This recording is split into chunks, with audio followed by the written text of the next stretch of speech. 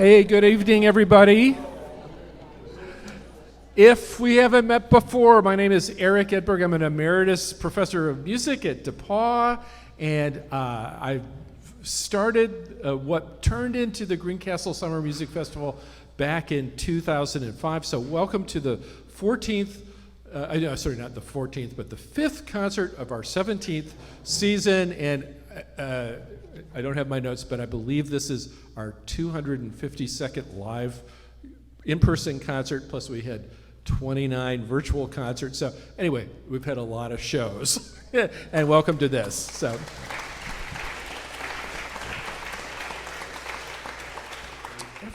Every week is something different, and I'm like, oh, wow.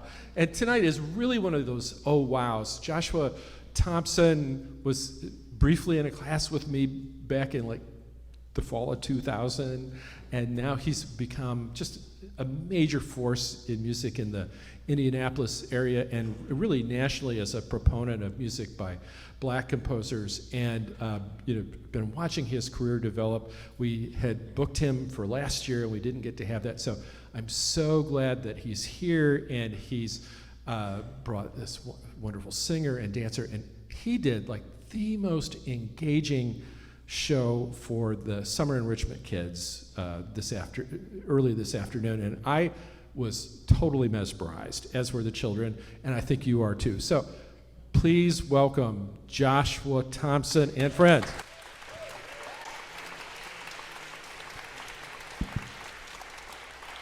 Good evening, Greencastle. Y'all gonna have to do better than that. Good evening, Greencastle. Much better, thank you. Let me tell you, I haven't been to DePauw in several years, and y'all gotta give me a reason to make that 45-minute trip on 70 West, and today you did. So thank you. Give yourself a round of applause for being here.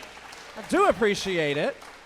Like Dr. Edberg said, I was a 2004 graduate at DePauw, and I came here as a trumpet performance and English Lit double major, and I left here with a degree in sociology. Only at liberal arts schools can you do that, right? And my parents were just mortified. They're like, oh man, this kid's gonna open a bookstore or be a starving artist. And I'm like, I'm gonna do both. And so I'm here. So a lot of times I really enjoy performing. I'm excited because I've gotten to reconnect with some DePauw folks here. I'm really more excited to make the acquaintance and to make a connection with the Greencastle community here. I was an interloper when I was here, but I am a guest of you all, and so I say thank you for letting me be a guest in your wonderful town, because it has changed quite a bit since I've been here, so there's that. I also get really, really bad stage fright, and so a lot of this is it's 75% genuine, and then the other part is put on. So do me a favor, in order to help me keep this spirit of enthusiasm and to keep my nerves in check, at the count of 3, if you just tell me, Josh, be cool. So 1, 2, 3. Okay, thank you. And so now there's nothing left to do but to do the things, right? So as he said, my name is Joshua Thompson, and I am a classical pianist and music sociologist. And so everyone's like, I get 2 questions. And the first one is, what's a music sociologist? And then the second question I usually get is, where are your shoes?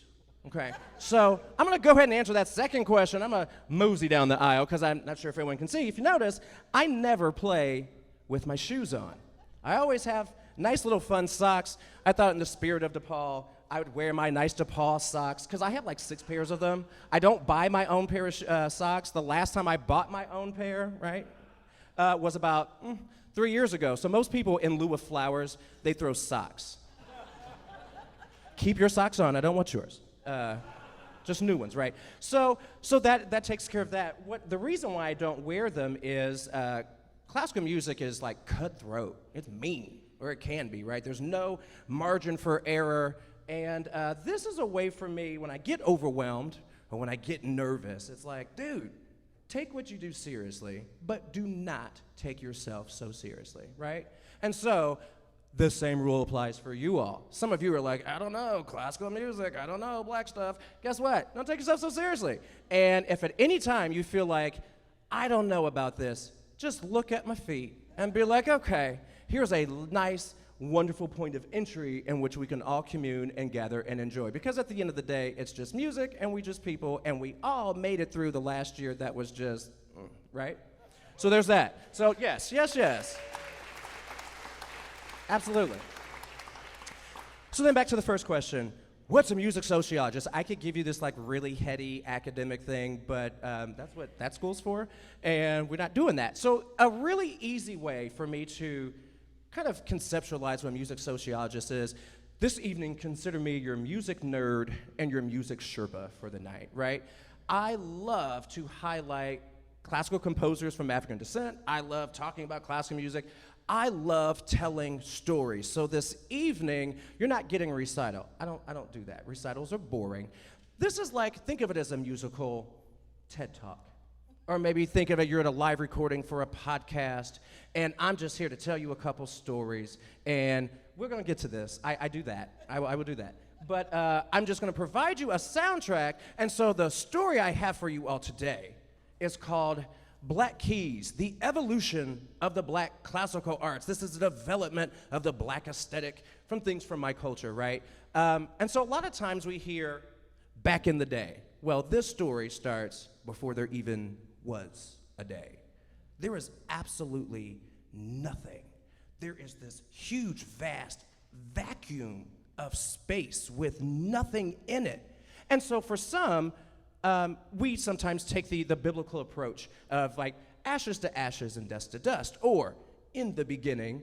And some of us are a little bit more scientific and we like that Big Bang Theory. And so, however you look at it, nothing, darkness, emptiness. And then there is a spark and a flash, or there's the snap of the divine fingertips, and all of a sudden there's this explosion, and in its wake, there is all of the cosmos, of the universe. There's all the matter that is ever going to matter for us to use and reuse, to create and recreate. And that is where our story starts this evening with Out of the Silence by William Grant Still.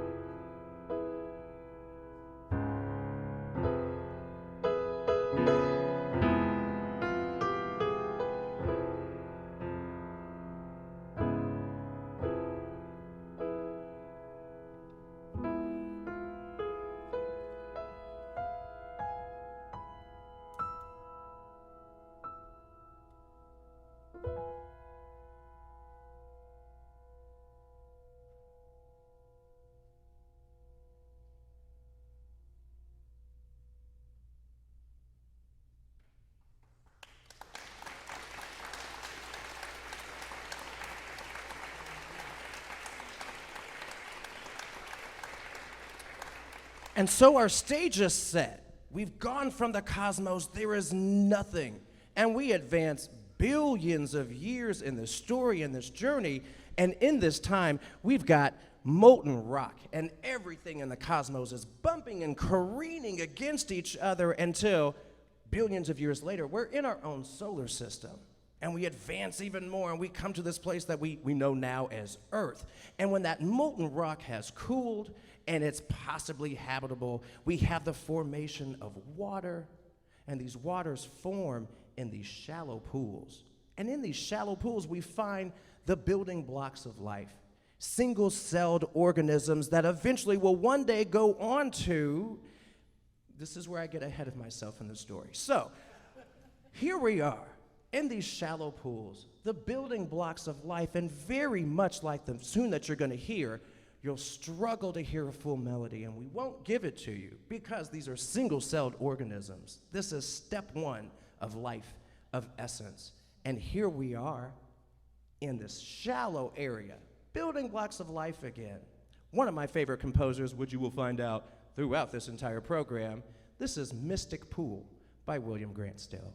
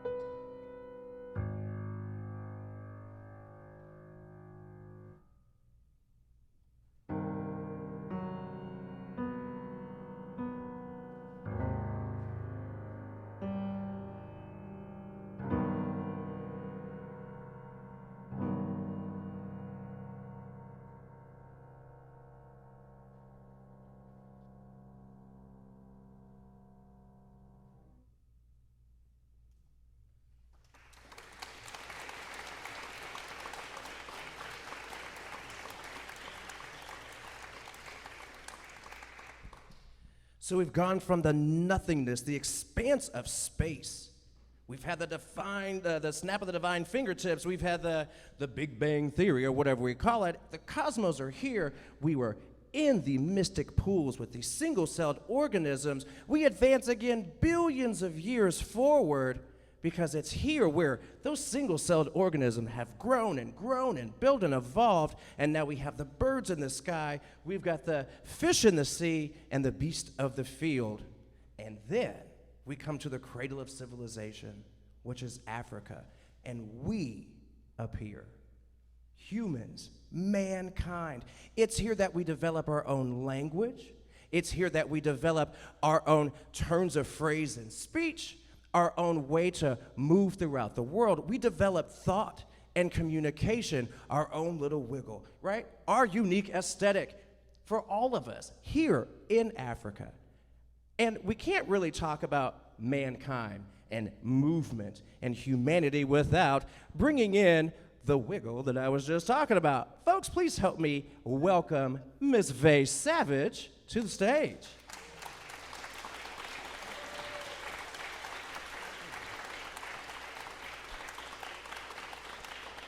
So here we are in the cradle of civilization. We're communicating, we're developing nuance and language, and this piece that we're going to do, it's the second movement from the Africa Suite by William Grant Still, and it's called Land of Romance. And this romance is our romantic relationship with our Creator, with humanity, and everything in between. So, Land of Romance by William Grant Still.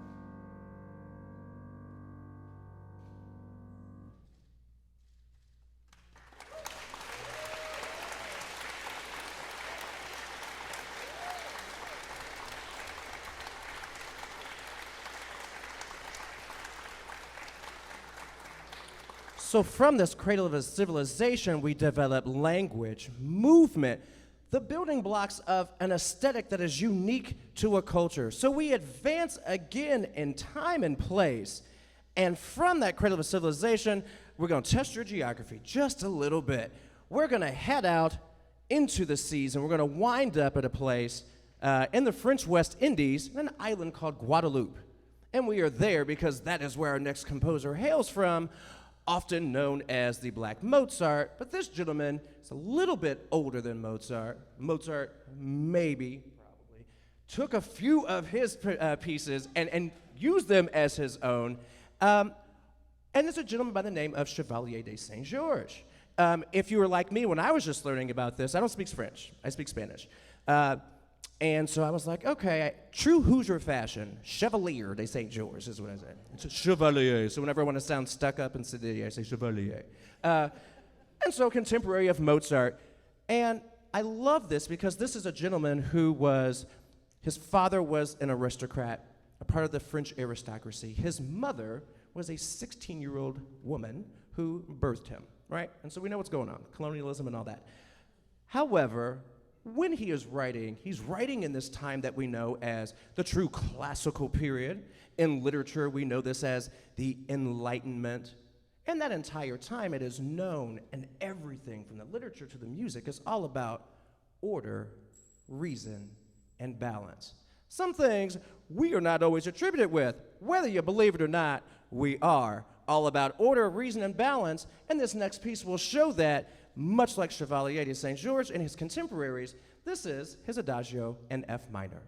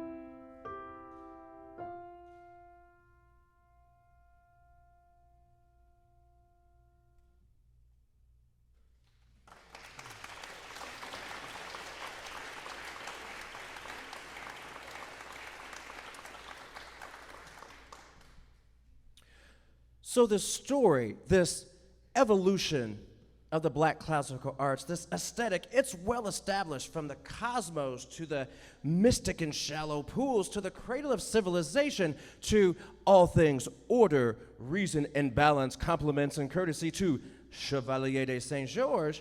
We continue along this journey, and as we spread ourselves out throughout the world, we find ourselves on the coastal seas of the United States, from the East Coast all the way to the south and to that Delta area, and we expand elsewhere. And this part of the journey, although we were brought against our will, and we lost some because they chose the sea instead, we didn't come empty-handed. And when we got here, what we created was based on dreams and hopes that were eventually rooted in field songs and spirituals and hymns, and these would continue to, there I go getting ahead of myself again. So, in the United States, we are looking to find our home in a new home, and this is where we really take off as an aesthetic. And to help me tell this story even more so, we'll be bringing Miss Ashley PsyWrn Simone Baskin, and if you had to pick who this next piece is by, I think you have a good indicator. Me and William Grant Still are like peas and carrots, dude. Like, I love this man. So, continuing this story, we give you the first movement from A Deserted Plantation. This is Spiritual, featuring PsyWrn Simone.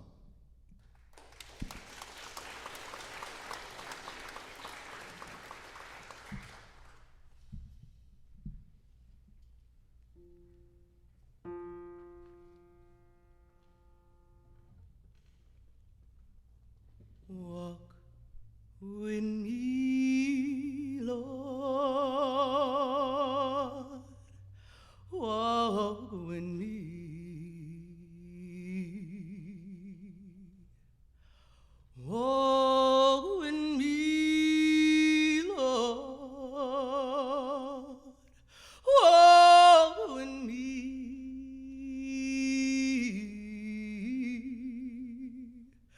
While I'm on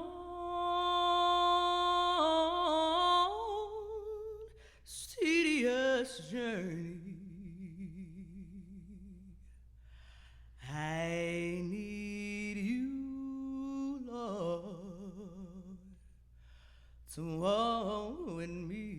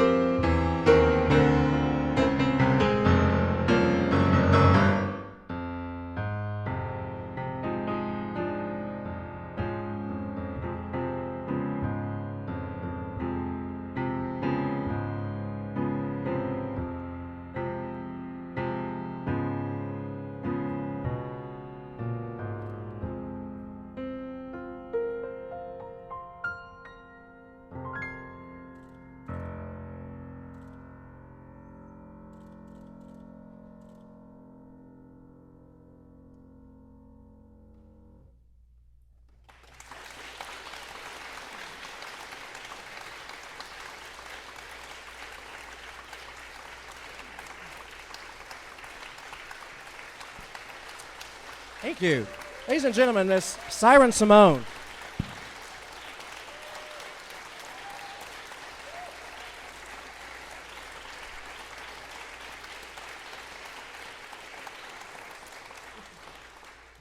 So up until this point, we've heard a very cosmic and a very meta type of story, right? Very general in nature. And so now that we're here, we're going to take a moment to hear individual stories of people from a time, past and present, who continue to birth warriors and peacemakers, teachers and preachers. And it's very important as we listen to this, just as we've traced this aesthetic all the way from the cosmos to the mystic pools to the cradle of civilization to the island of Guadeloupe. And now that we're here, we continue to hear individual stories. And as we hear them, it's very important to hear their names and say their names every time. And so now, Miss PsyWrn Simone and I will give you 4 Women by Nina Simone.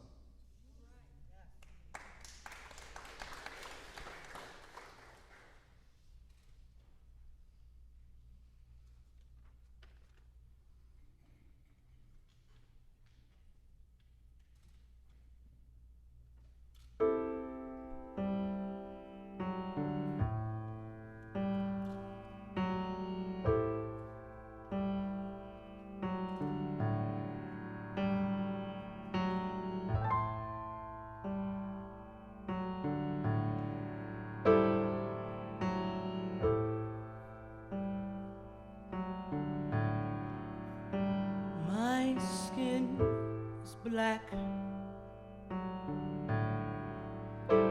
my arms are long, my hair is woolly,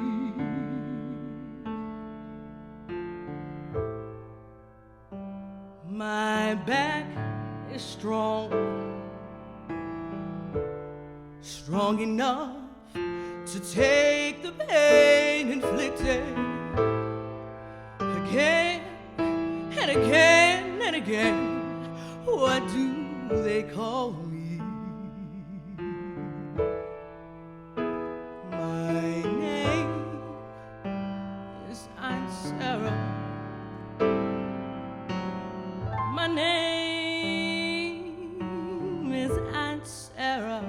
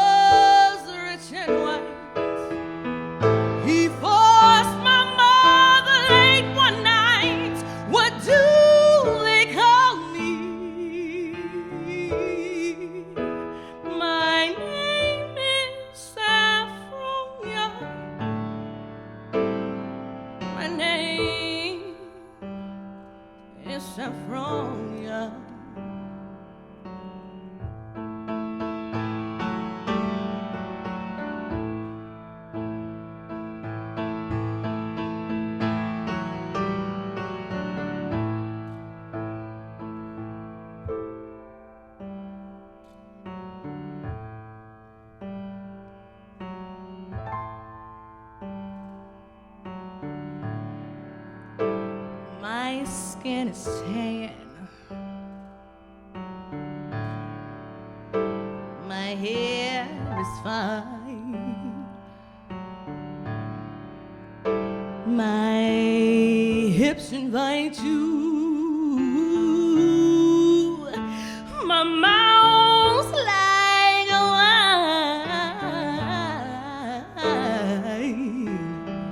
Whose little girl am I? Anyone with money to buy? What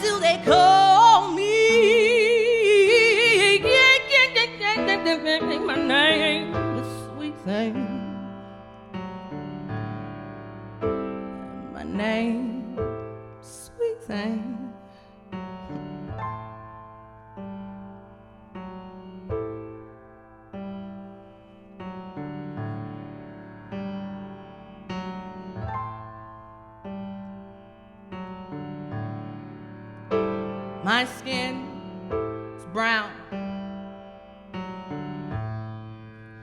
My manner is tough. I'll kill the first mother I see. My life has been rough. I'm awfully bitter these days because my parents were slaves. What do they call me? Aunt Sarah. What do they call me? Saffronia.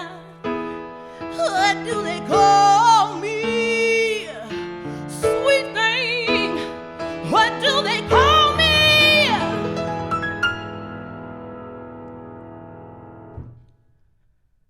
My name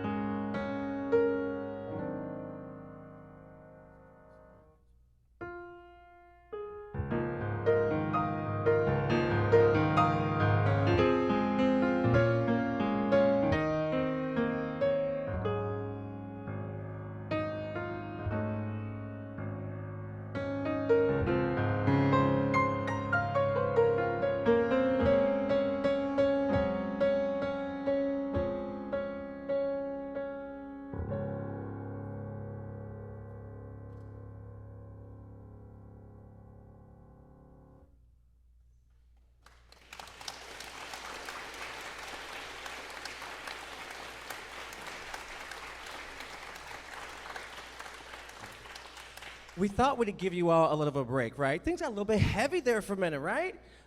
So sometimes it's nice to take a break, and that was my arrangement of Duke Ellington's Melancholia.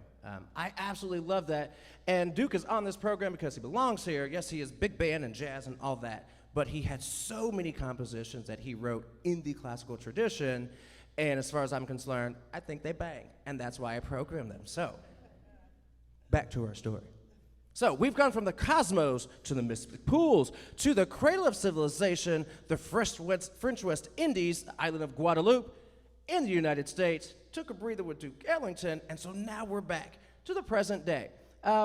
This piece I love to program because I don't know about you all, but the last 15 months I could have done without, right? Okay, so, see, we're already winning, right? Welcome to the aesthetic. Y'all are in. Y'all are in. Just a lot going on. And so, as the black aesthetic and also as the human aesthetic develops, I'm always reminded, and I tell myself to, like live both sides of the coin simultaneously. And that means good and bad, pros and cons, dark and light. And Wailing Dawn is the next piece. And this whole premise of this piece is based on the scripture that weeping may endure for a night, but, oh wow, okay, joy may come in the morning, right? That's it. I don't go to church either. You're good. And that's what this entire piece is about. We're going to give you so much tension, right? We've had so much tension. There's conflict and strife, and very biblical in scripture. There's the tearing of clothes and the gnashing of teeth, but joy comes in the morning. And the way William Grant Still, who else, right, really programs this is you get all of that, and just in the depths of all that grief, of all of that angst, he saves the very last two chords to give you that joy in the morning. And what I love about this is, kind of like how we're starting over this year, the end of this piece is actually the beginning of a new day to try and start again. So this is Wailing Dawn by William Grant Still, featuring Vae Savage.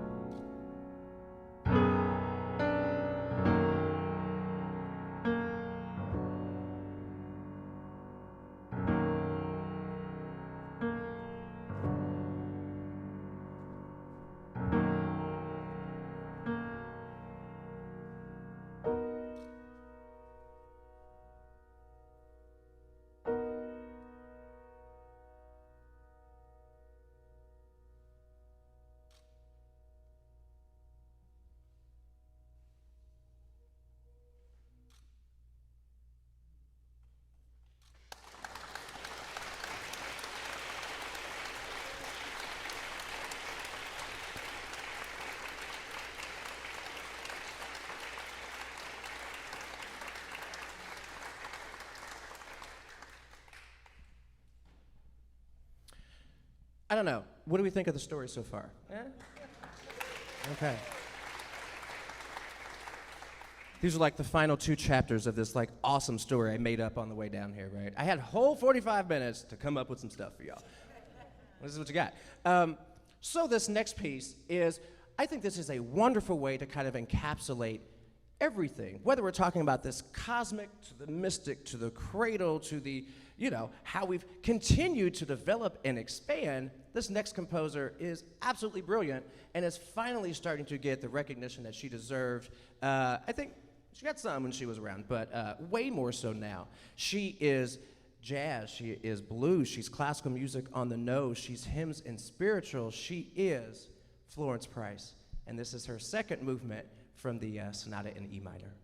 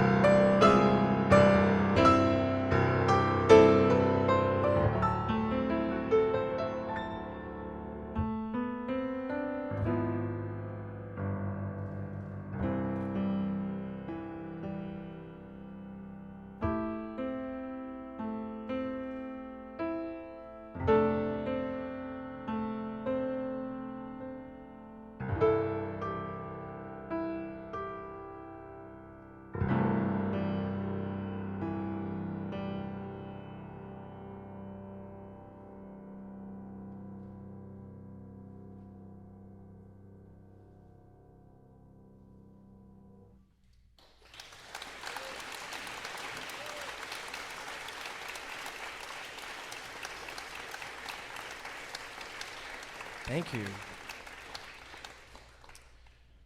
So, for this last piece that we're going to do is again another way you could either open this program or you could close this program with this piece. So we're going to do the latter. We are taking another Duke Ellington piece, his Single Petal of a Rose from his Queen Suite, and we are pairing it with an original piece, spoken word, that was written by a very prolific and becoming a nationally renowned poet and writer based in Indianapolis. She is very much in the same vein of Mari Evans, and she's very much in the same vein of the last poets of the 60s and 70s. And her name is Manan Voice. And I programmed this piece on purpose because a lot of the literature that you've heard is not licensed in some places. A lot of these composers did not get paid for these compositions. And so every time I do program this, I pay Manan. And Manan's not even here. And so part of this aesthetic is order, reason, and balance. It is honoring creativity, it's honoring community, and respecting the inspiring gifts that other people have given us so I can do stuff like this. So, with that in mind, using the Single Petal of a Rose and spoken by PsyWrn Simone, written by Manan Voice, this is Dark Matter.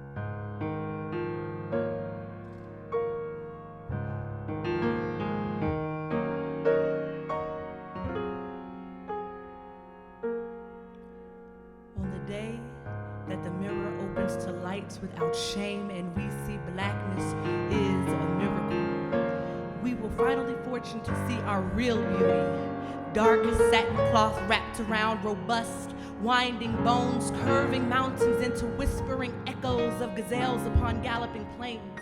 Gold cobbled rivers, deep throated songs, singing to our ancient our prayers of overcame. On the day that the mirror opens to light without shame, and we see that blackness is a miracle, that blackness is a miracle, we will then shed the lies that confound the taste of our skin like scattered dust on the hands of eulogizing priests. We collect ourselves again in our own palms, retelling our history to ourselves like sacred songs. While we died to convent prisons and burned the liturgies of who they told us we were. On the day that the mirror opens to light without shame, and we see blackness is a miracle, we speak our real names. We stretch our mother's wounds to room the belief of this holy lineage from which we descended. We name ourselves queens and anoint our own kings, passage ourselves with pierced-dotted noses and rope-colored links, diamond-studded teeth, tracing our wounded feet, backbone upon backbone, backbone upon backbone, hip bone to hip bone, chained neck, unnoosed amethyst lips, bleeding truths from the impossibilities behind us. We say no more. On the day that the mirror opens to lights without shame, and we see blackness is a miracle. That blackness is a miracle. That blackness is a miracle. Our fathers will provide feasts for their daughters. We'll celebrate sweet 16s with images of kinky hair and decor of large lips and broad hips, and our daughters will no longer see themselves as an anomaly, as other, as opposite, as comparable to white. No, we are what we are. We are who we are. We are what we are.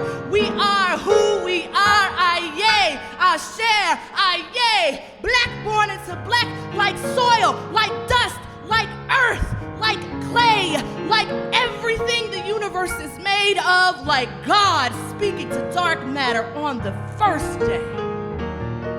There was always black first, and everything else is just a shadow of that miracle. For there was always black first, and everything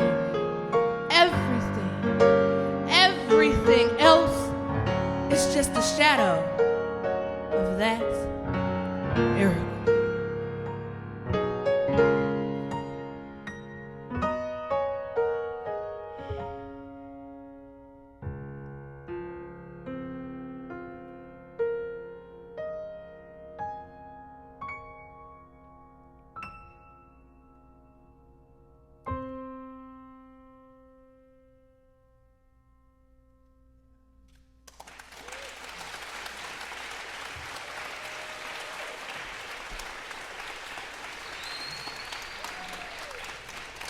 Thank you so much. Greencastle, you guys are awesome.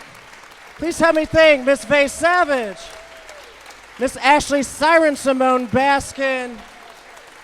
I'm Joshua Thompson. It's a sincere honor. Thank you. Thank you very much.